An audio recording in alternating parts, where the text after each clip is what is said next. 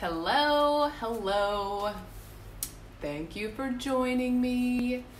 Hope you are all doing well in the world of the internet. Hope you're enjoying your Thursday.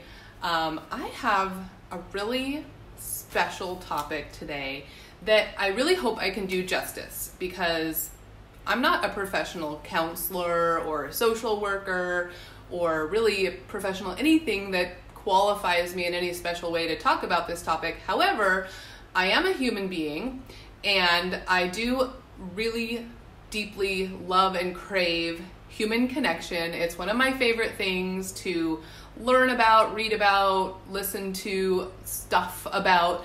And I'm a strong believer that when you learn something and you turn around and teach it, you are doing the world a service. So hello, thanks for joining me. My name's Heidi Papoff, and I'm here, I believe, in part to help people live happier, healthier lives. And to me, being part of being happy, and then not just to me, I'll tell you why in a second, not just to me, but part of that is having meaningful, connected relationships with other people. And it's so easy these days with social media and our phones and texting, and people don't just come over as much anymore, to lose real human connection with other people. And I know for myself, that has happened to me at times in my life when I feel like I don't really know who I can turn to, who I can talk to, who I can trust. And I definitely can take ownership for why that happens. So I'll get all into all of that in, as I go on. But one of my favorite new people that I've been, watching and listening to is Brene Brown. And this quote by her, I feel like, is really relevant to what I'm going to talk about with this topic. So, give me a hashtag live if you're joining me live. Give me a hashtag replay if you catch this on the replay. You can tell because the little live icon is red, and that means you're live. If it's not there, you're watching the replay. Okay, so here's this quote that I looked this up and I found an article, which is where I got all this information, even though obviously I know this information, but I like to reference, actual professional articles to get, better ideas and just deepen my understanding of things. So the quote at the top of this article was by Brene Brown. It says, "Vulnerability is the birthplace of connection and the path to the feeling of worthiness. If it doesn't feel vulnerable, the sharing is probably not constructive."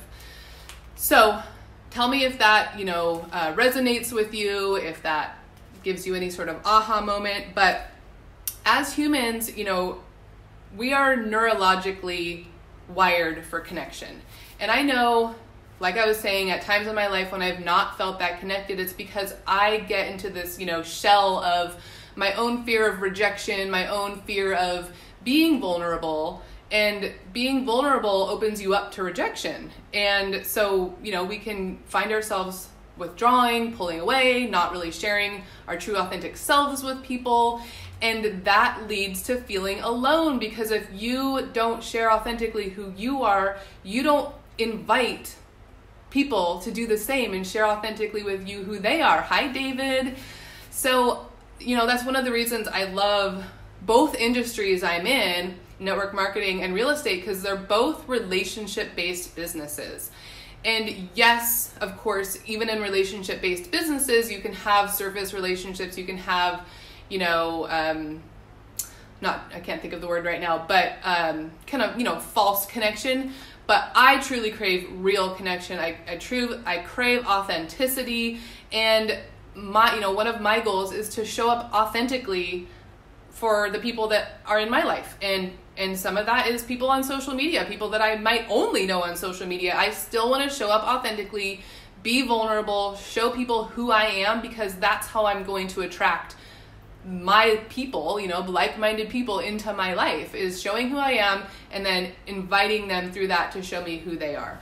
So, like I said, we are hardwired for connection, and how connected we feel to others is a strong predictor of our happiness and our feelings of self-worth. So if you think about why would this have any bearing on our feelings of self-worth? Well, Because if you share who you are and you be vulnerable and you be authentic and people love you for you, that makes you feel worthy. I think that self-love is a huge important part of that. You can't just rely on outside validation, but it feels good when you feel like you belong, when you feel like you showed somebody who you were and they loved you, and they, not just in spite of that, but they loved you because of that. And people felt like they can connect with you. And I just think that that's so much more important than anything else, any other sort of outside validation that maybe isn't based on who you really are. Because when you're not showing people who you really are and they love you, does that really mean anything? Not as much to me. So, our deeply connected relationships can ultimately give us true meaning and purpose. So, when I read that, I was thinking about the relationship between parents and their children. And as a mom, who do I feel most connected to in this world other than my children, who actually grew inside my stomach, and then who I, took care of and nursed and did all of that. Like, I'm probably not connected to anybody more than my children. And I feel like that is one reason why we get such meaning from our relationships with our kids. And that can be true for our relationships with our friends and our family and our relatives and, anybody else, our marriages. So I think that's really important to remember, is to make an effort to show people who you really are, because you don't want to be loved for who you're not, because then you can never really have that relationship last anyway. So when we're struggling for connection, how can we become more connected? So I have some numbered steps here that can hopefully help some people who might feel like they're struggling with connection. And like I said, I feel like this is more and more prevalent with social media. We don't feel like we have to talk to people as much anymore. We don't feel like we have to make actual efforts to see people in real life. It's like, oh, it's just all online. Well, that's great for some things, but it's not great for actually, cultivating relationships and having that deeper sense of connection. So be authentic. Tell people who you really are. What have you been through? What are your failures? What have you learned from them? Own your mistakes. It's okay. Being authentic, like I said, allows people to love you for who you really are. And that kind of love and acceptance and belonging is so much more valuable than fake acceptance and belonging in my book.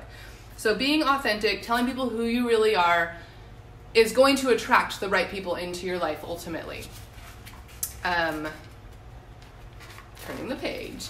David, if you're still on, I heard you, or I saw you say that you're going to do something really scary on live video this evening at 7:30 Central. So I kind of feel like I might know what it is, and this video might be really good for you. Okay. So show yourself compassion. If you can't show yourself compassion, how are you going to show other people compassion? Or if you can show other people compassion, why can't you show yourself compassion? Think about it this way. We tend to beat ourselves up more probably than we beat anybody else up, right? We're not kind to ourselves. We have a hard time forgiving ourselves. We make mistakes. It can really affect our self-esteem and our self-worth.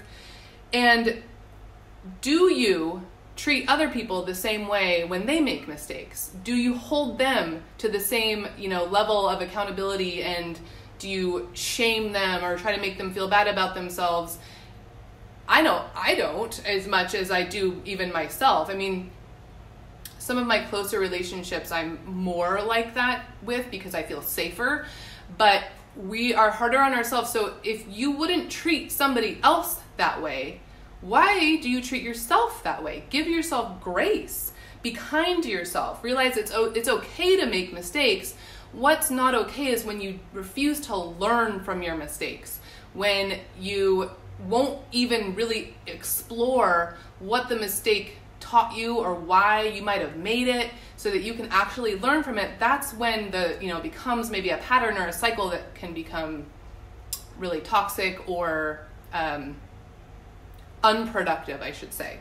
So people will be relieved when you show them your flaws, when you show them how, you aren't perfect and that, no, you don't have it all together. I know there are, certain people that seem like they have it all together. They seem like they're perfect. They seem untouchable. And then if I get to know them better and I realize, oh, they're real, they're a human, I can actually be friends with this person, I'm relieved. So my goal is to show up as that, flawed, imperfect person from the get-go, so nobody has to wonder if they can relate to me or be friends with me. And I know in the past I have tried to not be fully who I am because I didn't think that would be acceptable. So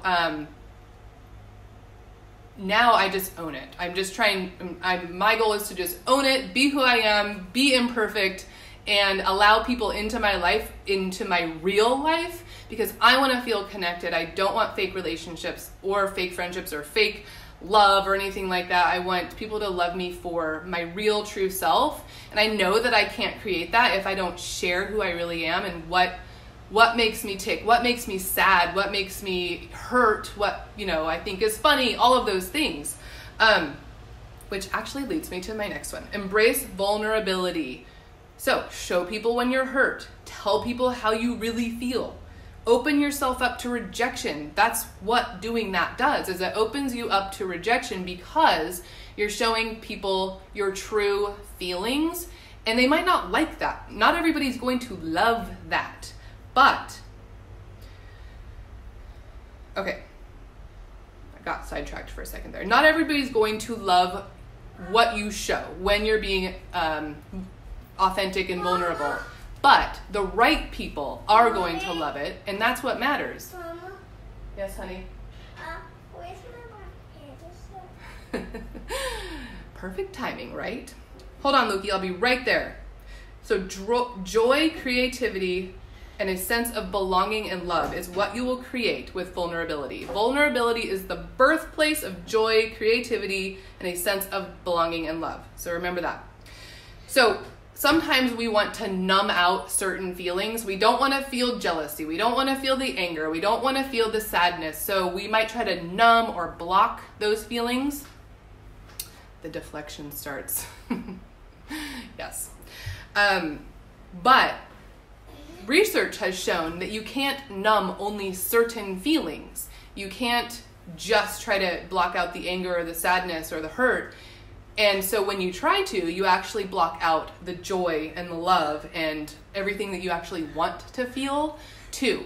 So when you try to numb out any of your feelings, you numb out all of them.